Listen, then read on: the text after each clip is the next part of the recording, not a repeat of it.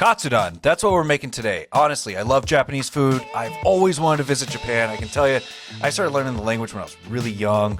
Didn't retain a lot of it, but we're going to do it today. And I'm pairing it with some very good techniques from a Cantonese dish called watan oyakfan, which translates into silky smooth egg. So let's make this, people.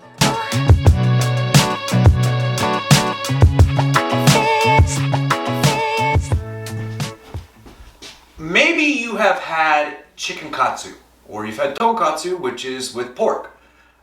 Today, I'm going to be making katsudon.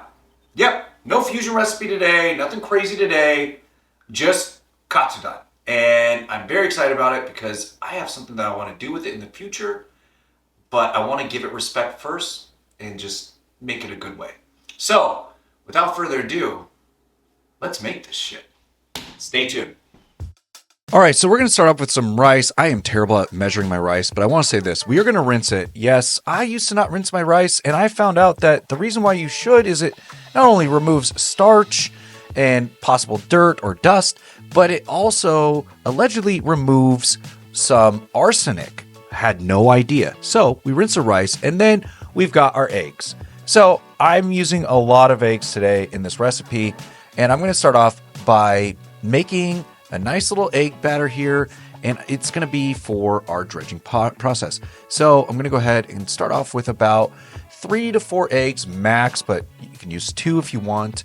It just depends on how much you're making when you're going to do your dredging process. Give it a good whisk, and then we're going to move on to the dredging process.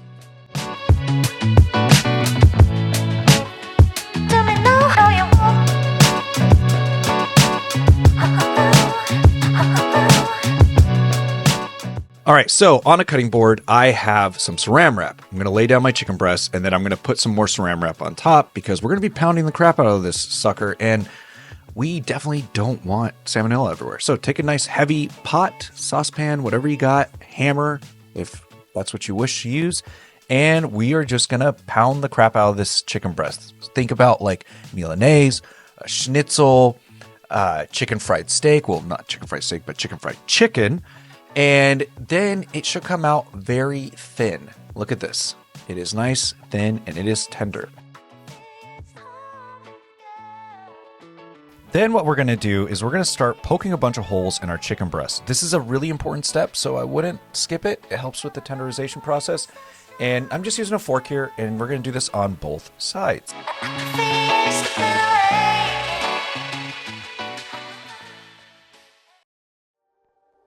Then we're going to move into our dredging process. It's going to be some panko breadcrumbs, some flour, and our beaten eggs. And yes, of course, you want to be smart with this. I am terrible at this. I forget every time.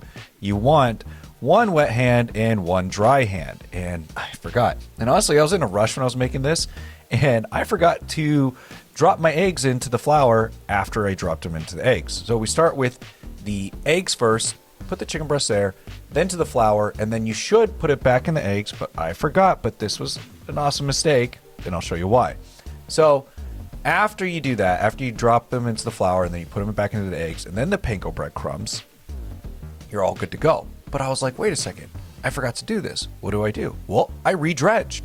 And honestly, good for the re-dredging process, because it made it even crispier. So yes, that was a double dredge. Eggs, flour, panko, repeat.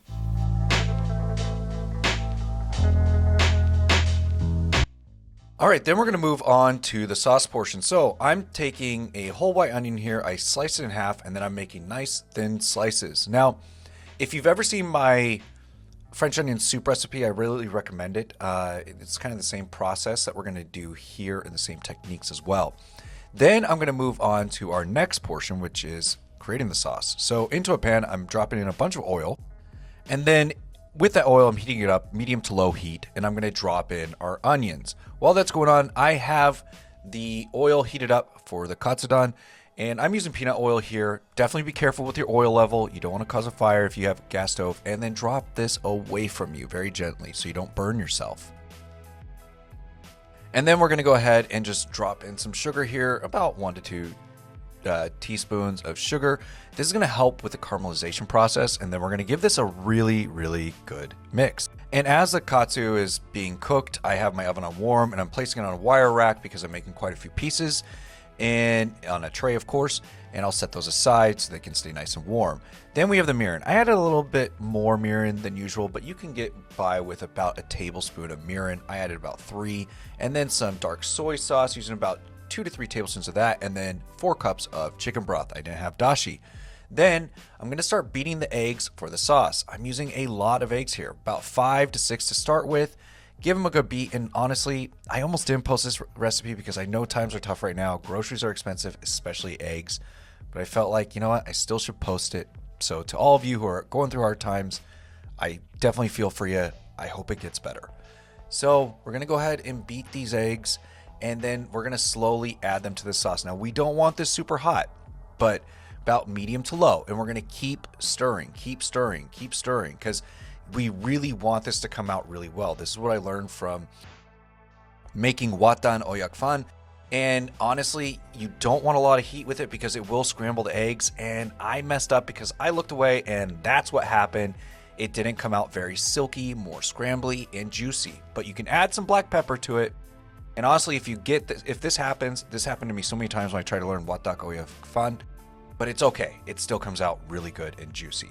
So our katsudon is ready, and we are just cutting through the katsu, and oh my gosh, people, it came out so damn good. Sometimes we make mistakes in the kitchen, and it's okay. It's okay. It'll be all right. Don't go into panic mode like I do. So we got some jasmine rice here. I'm gonna put that egg sauce there, egg and onion sauce there, and then I am going to top it off with some katsu chicken. And then I'm going to add some more of that luscious, juicy egg sauce. And it was juicy. You can see it dripping right there. And if you want to be fancy, people, drop down some green onions. Why not? And we're ready to eat. But before that, I just want to say something really quick. Thank you so much for watching this video. If you're a subscriber, if I can talk, thank you. If you're not, still thank you for watching this video, because this is truly a passion of mine. And this one really had me thinking, because this was around the time where eggs were getting really, really, really expensive, and the prices were just not coming down. And truly, it pains me. It pains me to know that there's people that just can't eat. It pains me that people don't have food. One day, I hope this channel builds to where I can do something about that, even if it's in a small way. I can help out. But if you can too, definitely go out, donate, give back to your community, and try different recipes from different cultures. It really brings people together, and you can appreciate their other cultures. You can appreciate what they do. And yeah, sorry for my heartfelt message, but felt like I had to say it because this was tough. I made this one. I was like, gosh dang, I just made a very eggy recipe, and there's some people that just can't have eggs. And it was a bit jarring. So anyways, let's get back to the video, and you'll see how it tastes. And if you make it, let me know how it comes out. I'm very excited to see how you like it. So thank you. All right, and we're done. So what I did here is I kind of did a combination between katsudon and a very good Chinese dish called slippery eggs. That's what it translates to in English. Maybe botched, who knows? But let's go ahead and try this. Smells really good. Looks really good. This egg sauce here. Here we are.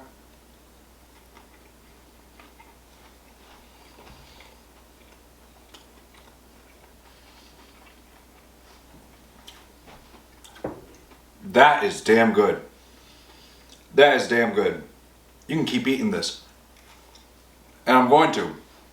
So, thank you so much for watching, and please like and subscribe. And yeah, I know this one wasn't super traditional, but comes out super well when you meld two different things together. And yeah, cheers.